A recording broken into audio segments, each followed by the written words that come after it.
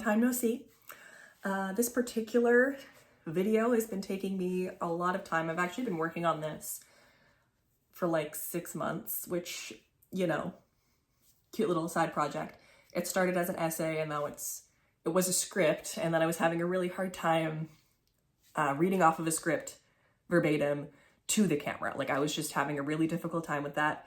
I tried filming it like 4 times and it just like was not natural. Wondering what we're talking about today? We are talking about Ryu Murakami. I fell down this rabbit hole of the difference between transgressive fiction and disturbing literature. I read a lot of horror, and a lot of people recommend books. They're like, this is so disturbing, this is so disturbing.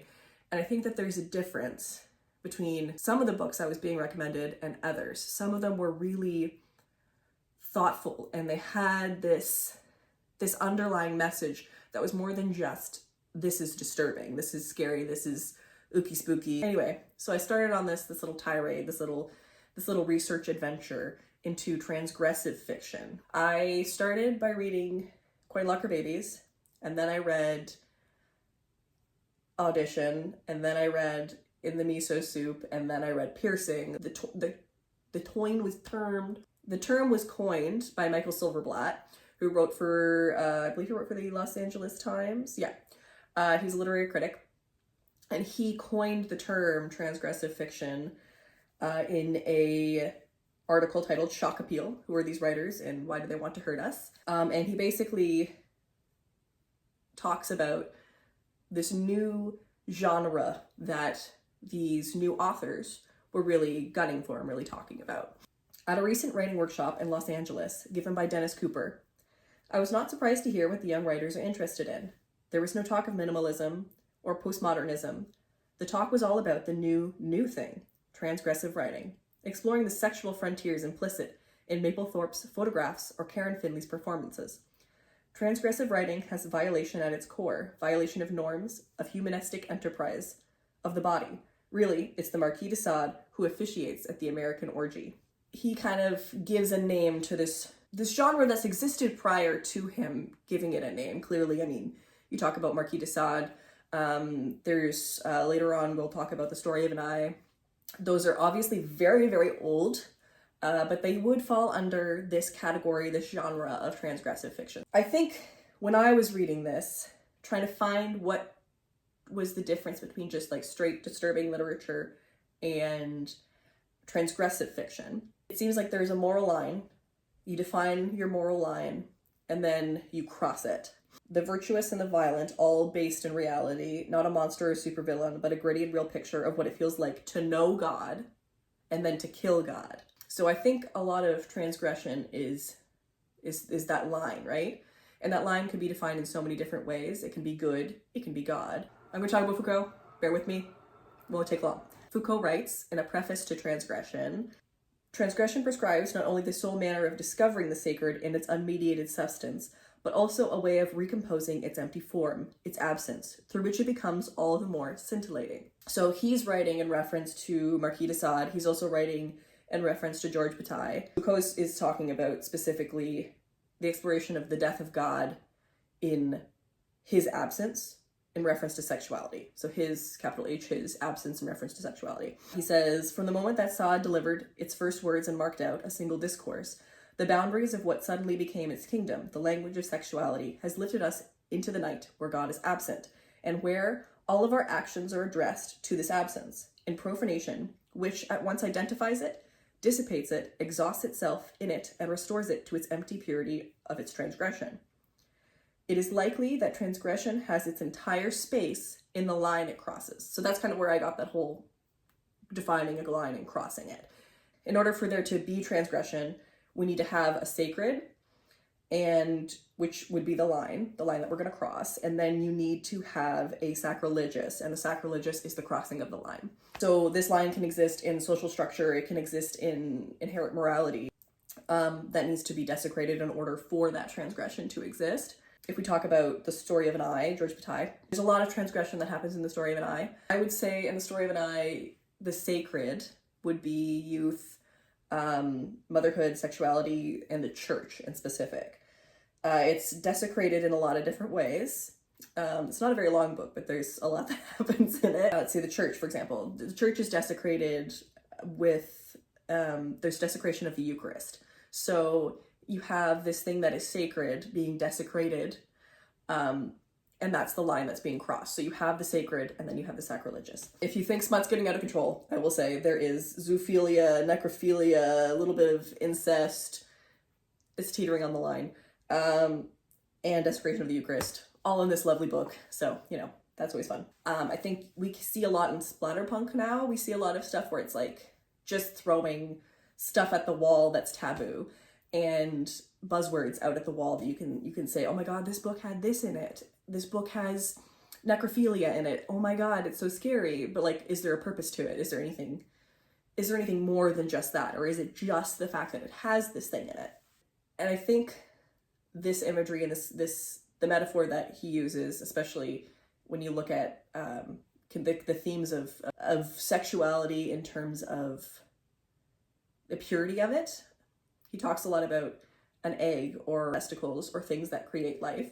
You can also read it as a commentary on exhibitionism. There's also a connection between violence and pleasure. Simone reaches climax as the matador dies. So there is this mix of this horrible violence that is happening and this extreme pleasure that is happening, and they seem to be intertwined. They seem to be connected in some capacity. There's more to this than just sex. There's more to this than just shock. There's something there, right? It's also tongue-in-cheek. George Bataille wrote this under the pseudonym Lord Auk. I might be pronouncing that wrong, but it basically means Lord to the shithouse. So, you know, little tongue-in-cheek moment, a little cute little moment. So that's my little preface on transgressive fiction, and what it means. Then we go into my boy Ryu. Not that Ryu. This Ryu. Murakami. And not that Murakami. This Murakami. Ryu Murakami was born in 1952 in the Nagasaki prefecture of Japan. He wrote his first novel, Almost Transparent Blue, while he was still in university. The book Almost Transparent Blue was made into a film that Murakami directed himself. I think he was only 26 years old, so same age as me. He's done a lot. My Fire Emblem Shadow Dragon shirt on. Clearly we're at the same caliber. During my research on Murakami, I stumbled upon this interview that he did with Ralph McCarthy, who did a lot of translation work for both Murakami and also Osamu Dazai. Murakami described his young adulthood as, "It seems as if I was choosing with unfailing fidelity to make only the worst possible choices." The first book we'll talk about is Piercing. Chiaki believed that if you choose something painful, accepted the pain, and left something beautiful behind on your body as a result, you got stronger. So that quote I really felt strongly towards. I thought it was a very powerful and small quote that kind of encompasses the entire meaning of the book. I will say a trigger warning for potentially inaccurate representations of postpartum OCD. So if that's something you're sensitive towards, I would say skip. Piercing was published in 1994. It was translated into English in 2008. It follows a young father by the name of Kawashima Masayuki. Forgive my pronunciation. I will butcher all these names. I'm gonna try my best. He's struggling after the birth of his child. He keeps waking up in the middle of the night and standing over the baby's bassinet with a ice pick in his hand and the intense urge to stab the baby with the ice pick. It's an intrusive thought, and it started after the baby was born. Dealing with this internally, he has not spoken to his wife about this. It's something that he is really struggling deeply with. He doesn't want to hurt the baby. He doesn't have any ire towards the baby. There's no reason for him to hurt the baby, but he has this intrusive thought that he cannot seem to get rid of. And it is extremely rare for individuals who have postpartum OCD to actually hurt anyone. Kawashima, in an attempt to curb this impulse, he decides he's going to take a trip to kind of get this thing out of his system by murdering a prostitute instead of killing his baby. I have a radical solution to this problem. He tells his wife that he's leaving for work, and he tells his work that he needs a little vacation. And he basically meticulously in his notebooks plans a perfect murder of a working girl. Ends up at this motel. He calls it a service, and they send a woman named Chiaki. So Chiaki's also fucking insane. You know, God forbid a girl have hobbies. She is suffering deeply in her life, and she basically Kawashima meets his match in her a little bit. So Kawashima, we learn at this point, he had a traumatic childhood. He was abused by his mother, and it kind of leads him to have a certain disdain towards women. Inverse to that, Chiaki has a disdain towards men based on her own past, in that Kawashima is very methodological in his rage and how he exacts his rage, and Chiaki is very, very reactionary. His whole plan goes down the drain, no pun intended, when he walks in to find Chiaki harming herself in the bathroom. So this also kind of shows that Chiaki has her own violent impulses as well as Kawashima. And it also is interesting because it's a good representation of how women enact violence often versus how men enact violence.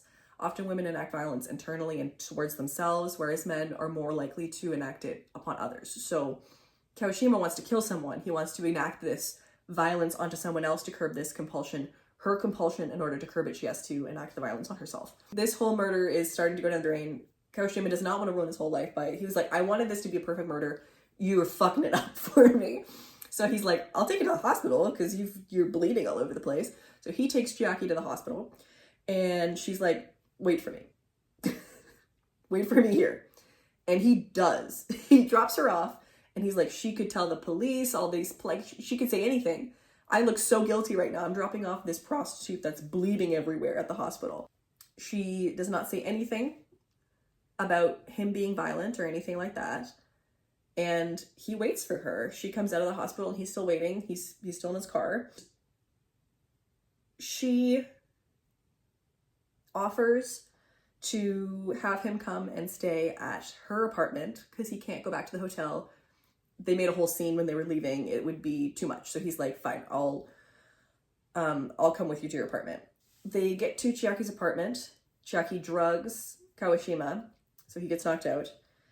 And the novel ends with Chiaki. She's basically sitting there and she's thinking about killing Kawashima. And she decides instead to pierce her nipple. Like when she's introduced in her head as thinking about the pain of piercing her nipple. Now she's at the end of the book, she's pierced her other nipple. And Kawashima wakes up from his drug-induced slumber and he watches her as she pierces her nipple. And it's like this weird fascination he has. And she basically pierces through her skin. She curbs in it the impulse to murder him. And she leaves something beautiful on her body. I thought the comparison between a man and a woman and how they deal with violence urges was very interesting. It's interesting in a way because it's an exploration of rage and how each character deals with their rage. It's less to do with wanting to exert violence, and it's more to do with how to release that pain that is inside of them. The compulsion created the thought, but the rage and the anger is what made it piercing.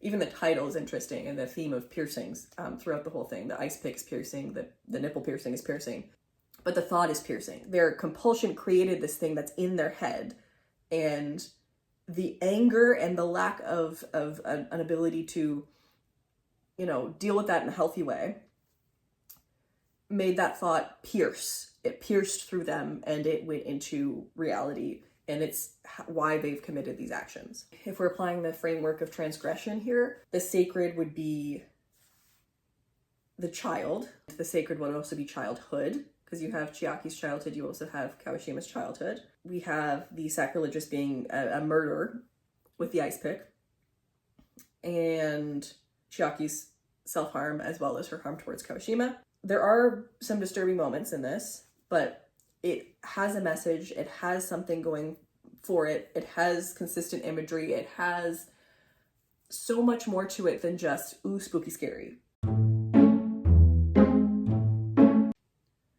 Just 76 hours after he first emerged between his mother's legs, he was virtually born again in a hot coin locker. All right, let's talk about Coin Locker Babies. Coin Locker Babies was published in 1980. It was translated into English in 95. And this story follows two boys whose mothers abandoned them in a coin locker moments after their birth, as the quote mentions. They are found, and they're some of the only surviving coin locker babies. And they are taken to this orphanage run by nuns where they kind of find each other and are eventually adopted together as brothers. The two boys are Hachi and Kiku. They're very diametric to each other. So you have Hachi is a little bit more sensitive. Kiku, who is more confrontational, he would get into fights to protect Hachi. He's kind of a lovable bully. Like, he bullies people. He's kind of an asshole, but everybody likes him. They have to go through this hypnotherapy, which spurs the entirety of the book, really. Hypnotherapy is trying to make them more calm, less impacted by their traumatic abandonment as infants. And it's this soundscape of a heartbeat and waves and just supposed to be relaxing noises, kind of mimicking the sound of a mother cradling her child, the sound of her heartbeat. They are adopted by a family who lives in the seaside town, and they're adopted as brothers, even though they're not biologically related. Their mother is the coin locker. They share that mother. Hachi is very, very introverted, and he does struggle, and he is bullied often.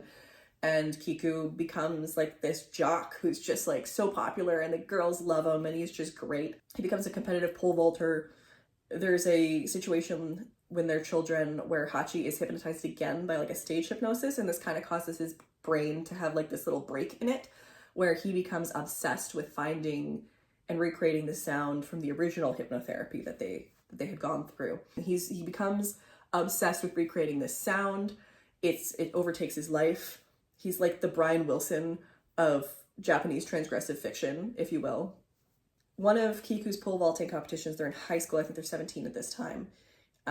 He's competing. He's very, very talented pole vaulter. And in between pole vaulting sets, I don't really know what you call them, he discovers a note in his locker written by Hachi saying that he is going to run away to Tokyo.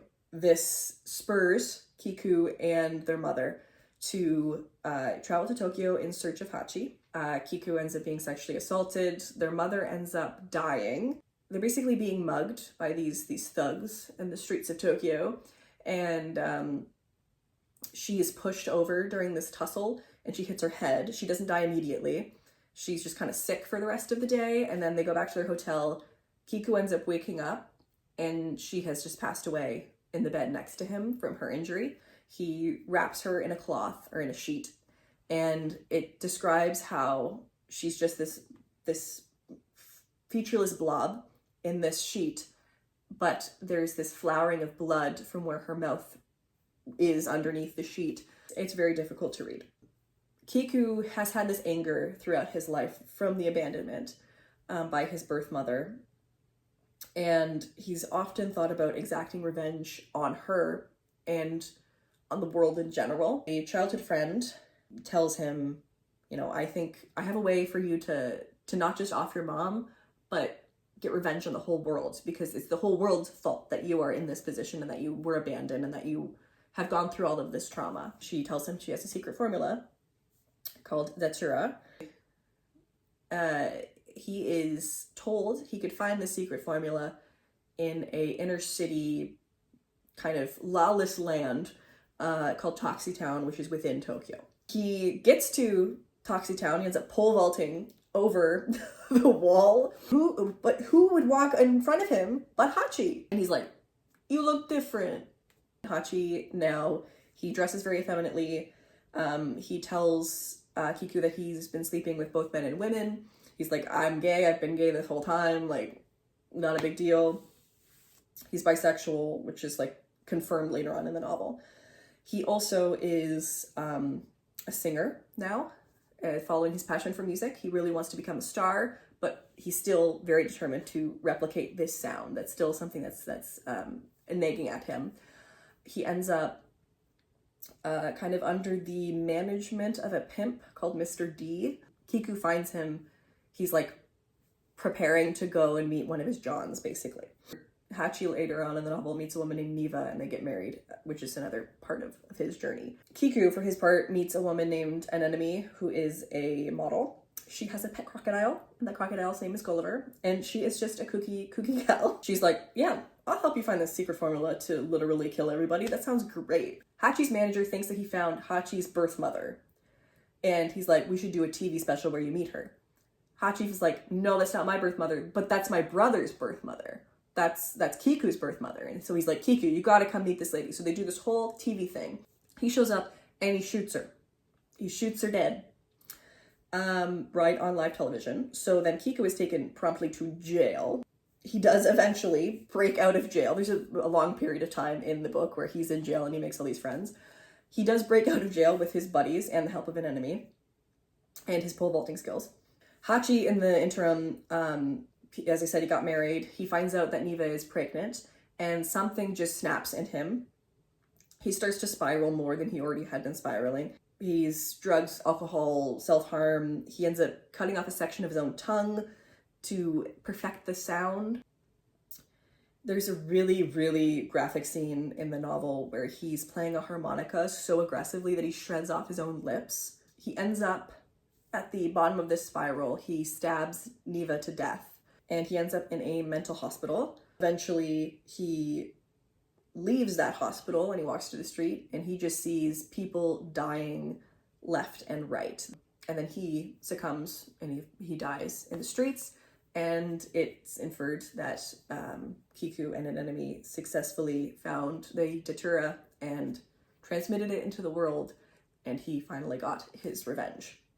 If we're looking at it in terms of the definition of transgression that we were talking about before, so Murakami was inspired to write this based on the actual real-life accounts of children who were abandoned in coin lockers in Japan. So the sacred here, you got a newborn baby, you've got birth, you have an infant, you have motherhood. The sacrilegious is the abandonment, the turning a blind eye to the responsibility of motherhood and abandoning something as innocent and pure as a newborn baby. So this is codified a reality. This is something that does happen and has happened, which I think is very important for transgressive fiction to work. It's not entirely realistic, the whole novel.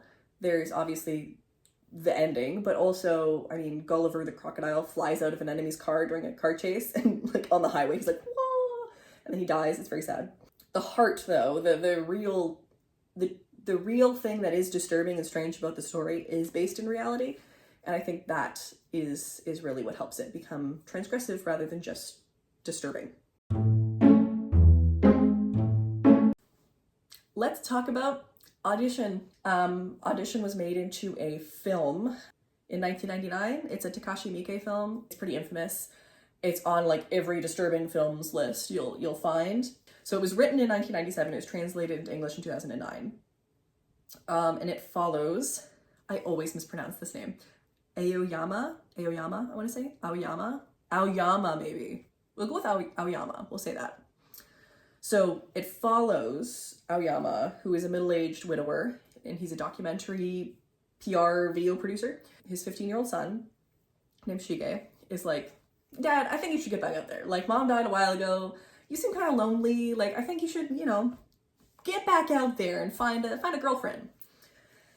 And Aoyama and his business partner are like, I guess like maybe Shige's right, but like how am I supposed to find a woman? I need to find like the perfect woman. He's like, I can't just date anybody. My wife is so amazing. Like I need somebody who's like up to par.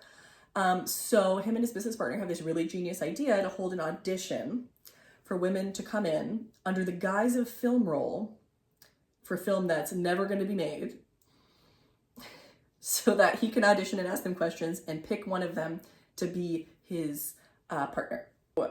During this process, Aoyama meets a 24-year-old woman named Asami.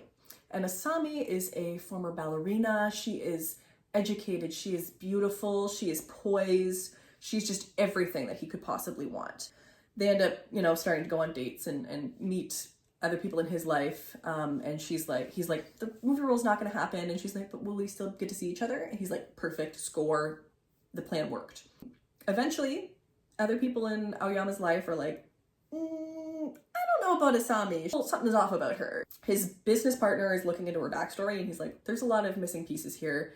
It's very suspicious. But to Aoyama, Asami is perfect. Nobody could ever convince him that she's not. He's like, she is just great.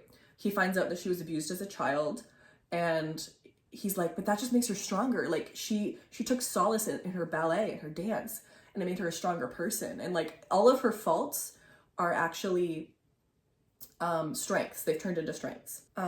He tells Asami that he's a widower and that he would like to pursue dating her in the interest of getting remarried. And she reacts really poorly to this initially. You have to promise that you love me, that I am the most important thing in your life, that there's no one else. And he's like, yeah, of course. This is an issue because Aoyama has not told her that he has a son. She knows he's a widower, he's middle-aged, the chances of him having a kid are actually pretty high, so he doesn't think it'll be a problem. For some reason, Aoyama decides the best time to tell Asami that he has a 15-year-old son is during their first sexual encounter.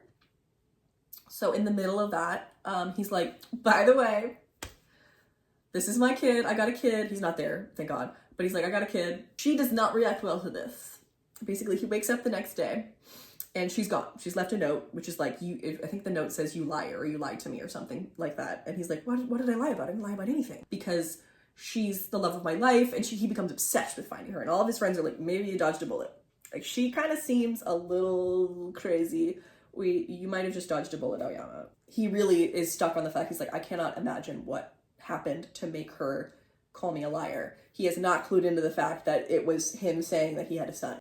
The novel ends with Aoyama, he's home alone because Shige's off skiing with a friend, or he's gone to a friend's house. His housekeeper, it's her day off. And Asami kind of shows up and she has drugged him. She also has drugged his dog, or Shige's dog, and she saws off the dog's legs in front of him. And so Aoyama's like, fuck, this is not good. So he tries to skedaddle, even though he's like all groggy and drugged. She chases him and she's like, I'm gonna cut off your feet. I'm gonna cut off your feet. And the reason she does this is, and it's established, that her father was abusive to her and he was in a wheelchair. So when a man is abusive to her in her mind, or lies to her in any capacity, she cuts off their feet so they're in a wheelchair. Big brain moves, big brain moves. Aoyama is trying to escape. He's like crawling up the stairs because he's all fucked up. Like, he's like, my legs don't work, nothing works. And he's trying to escape. He almost gets away, but she cuts off one of his feet and his foot goes down the stairs like a fucking hydro flask in a university classroom.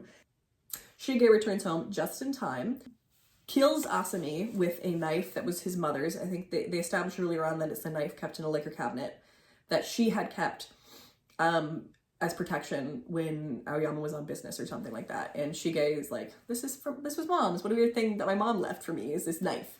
So he kills Asami and he saves his dad. And that's how the novel ends, with Aoyama's foot cut off, Asami dying on the floor, the dog dismembered, and Shige truly gonna need a lot of therapy after all this. I think the movie is a lot more disturbing than the book. The movie's got a lot of additional things that were not in the novel. I think of the dog food bowl, if you know, you know. So she feels that the existence of Shige is a lie that was told basically by omission by Aoyama. When he said she was his number one priority and the only person he loved, him having a son would imply that he also loves his son. The novel's theme is loneliness. Aoyama muses in the novel about loneliness in Japan as a culture. And he talks about how as Japan has become more prosperous, its people have become more lonely. Apparently, what the Japanese wanted wasn't a better life, but more things. And things, of course, were a form of information. But as things became readily available and information began to flow smoothly, the original aspiration got lost in the shuffle. People were infected with the concept that happiness was something outside of themselves, and a new and powerful form of loneliness was born. So despite this understanding, Aoyama still seeks that companionship through Asami as a product, not as a person. The audition shows these women less as people and more as a product for the men in the story to have and to own. In the novel, the sacred would be, I believe, relationship, and the destruction of the relationship is the sacrilegious, that loneliness causing the destruction of the relationship. The fact that Aoyama is saved by his son, he's simultaneously the person who causes Asami to leave and also the person who saves him, Shige is. It kind of shows that Aoyama was never alone.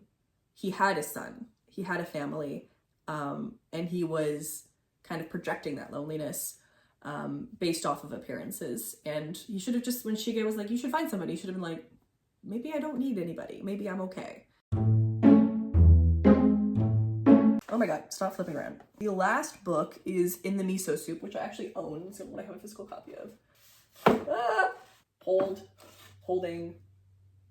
It was published in 1997 and it was translated into English in 2004. It follows Kenji, who is a Tokyo nightlife guide, touring. He basically tours American tourists around Tokyo's nightlife and the sex industry in particular. The story is about Frank, this American, that comes to Japan and he hires Kenji as his tour guide, and he wants to basically see what the, red light district of Tokyo is during his travels. That's what he wants to do. Frank, a little bit weird. Frank just gives off the worst vibes. He is very unsettling. He reminded me of, if you've ever read Blood Meridian, how the judge is described. He's not as cunning as the judge, but he just has this, the waxy skin and the uncanniness of him, that he's not quite human. And in the news, there was a story of a teenage girl, a schoolgirl who was dismembered and found in a garbage can. After that, a homeless man is murdered. And so he's like, these are happening in sequence a little too close to when Frank got to the city. But he's like, I don't have any proof. I just have this bad feeling about him. The climax of the story and the thing that's gonna make it on those disturbing book lists is a massacre that happens at a karaoke bar. Frank is like, Kenji, come do a double date with me at this bar. The date's not going good. The girls are not reacting well to Frank. Frank is starting to feel upset about this. He's like, Kenji, would you mind stepping outside for a moment? And Kenji's like, I don't feel good about this, but he does it anyway. He steps outside. When he gets back into the karaoke bar, he sees that Frank has sliced the neck of one of the girls. Everyone else who's there is just standing completely still in a trance, unable to move, unable to do anything. Frank slices off a man's ear. He kills the other woman that's there. He basically tells Kenji, he's like, there's a dead woman there, and I want you to assault this dead woman. And Kenji's like, I'm not doing that. Frank is like, okay, then take the ear, the severed ear of that man I just cut off his ear, and you're gonna stick that ear inside her. And so Kenji's like, okay, I guess this is better than the alternative. The woman is on her period, so Kenji has to take out the tampon before he can insert the ear. I think both would probably fit in there. You ever pull at one, and there's a second one? A surprise, a second tampon has hit the tower. Anyway, that's graphically described as him taking out the tampon and him stuffing the ear into her. Kenji learns that Frank is actually, he's been killing people since he was 7 years old. He was in a car accident and they had to remove part of his frontal lobe in order to help him recover from this accident. I think the implication here is supposed to be that he doesn't have impulse control because of that, is to imply that that's why Frank doesn't have the best impulse control, or at least that's why Frank believes he doesn't have the best impulse control, because he uses it a little bit as an excuse. So Kenji leaves this whole scene and he leaves with Frank, and Frank is like, you can call the cops. And Kenji is petrified. He's like, he's gonna kill me, he might kill my girlfriend, I don't know what to do. And he's basically stuck. He doesn't call the cops. I think he gets to a phone booth and he's like, I can't do it. He's just paranoid. Frank finds Kenji again, and he's like, did you call the cops? And Kenji's like, no, I didn't do it. Asks Kenji for one more favor before he'll leave him alone forever. He wants to go listen to the New Year's bells. Frank basically is like, I read about these bells and I read about the meaning behind them. I heard that they cleanse you. He thinks it's going to cleanse basically whatever's wrong with him.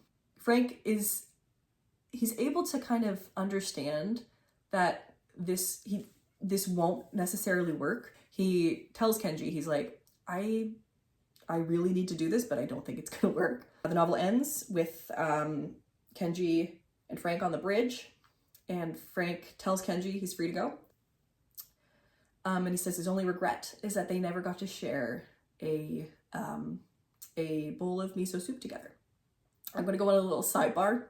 They refer to Frank as the Gaijin a lot in the novel. Unfortunately, I grew up on game theory, like old game theory. So every time they said Gaijin, I was picturing Gaijin Goomba. This whole book, I pictured him as Gaijin Goomba. It did make some of the scenes a little bit less intense, or perhaps more. Make of that what you will. I think the portrait of sex tourism as an industry, the harm that can cause, but also the harm that one man who's kind of just fucked up can cause to a large amount of people in a short amount of time. I would say the sacred isn't as cut and dry. It's not like baby is sacred. It's a little bit more nuanced than that. I think the sacred here is twofold. I think the sacred is culture and it's also sex. Frank crosses the line in both respects. He's an American who's coming into a foreign place and he feels this sense of entitlement to the culture and the people around him.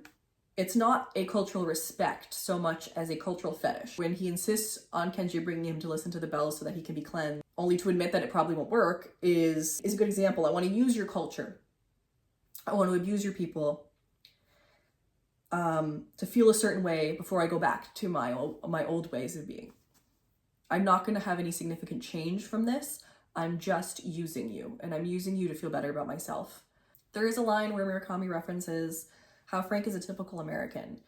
He takes without regard for others, like how the Americans stole the land that they live on. He describes this as violence out of ignorance, and how ignorance can be more insidious than purposeful violence or premeditated violence. I did it, but I didn't know. I think this is a really interesting idea. When we use a block as an excuse for harm, that can be more insidious and more dangerous than a premeditated violence. At least you know what you're getting when you have somebody who's like, I have awful beliefs and I'm okay with that, is totally different than, well, I just didn't know. The title of the book refers not only to Frank's regret in not being able to share miso soup with Kenji, which again goes back to that cultural kind of idea he has of Japanese people, but also how he feels like he and Kenji and everyone are all just ingredients in this big miso soup we call the world, right? That we live in a miso soup society. And all of these ingredients, we're all floating and passing each other and all that. I perceived this as the world is this big dish. The world is this miso soup, right? And we're all ingredients in it. And it just takes one spoiled ingredient to ruin the soup. Kenji and Frank's victims are all, unfortunately, they're tainted by his presence. In conclusion, I think things that scare us are always in some way in fashion. It could be an uptick in horror movies or a string of YouTube videos going through the disturbing book Iceberg or disturbing movie Iceberg, of which I love. Shout out to Davis Morgan. Love your videos, King. There's something we find comforting in the unsettling, and we always have, and we always will. Transgressive fiction takes its horror not from monsters or ghosts, but from a reality. It forces the reader and the viewer to face that reality. You could read Murakami as a thriller or horror. I think there's too much in his bibliography that turns that sort of genre on its head. It indicates more. He's got an earnestness for capturing the music of reality and for turning it volume 100. When I look back at that interview with Ralph McCarthy and Ryu Murakami, this earnestness is really encapsulated. McCarthy asks how Murakami views the uptick in violence among young people in Japan. And Murakami had this to say. It's not that something is happening so much as that things which have always gone on in society have started to come to the surface. Child abuse and the cycle of violence are worldwide problems, not things that happen only in Japan. Every society has people who can't adapt, and their sickness, if you will, their inability to adapt, can hold a mirror up to that society. This is transgressive fiction. All his characters are people who in some way could not adapt. Like people for all of human history, those who can't adapt often contribute to the cycle of violence, as victims or as perpetrators. In the miso soup, there are sacred ingredients and there are sacrilegious ingredients. The broth stirs and those ingredients interact, for better or for worse. Thank you for watching.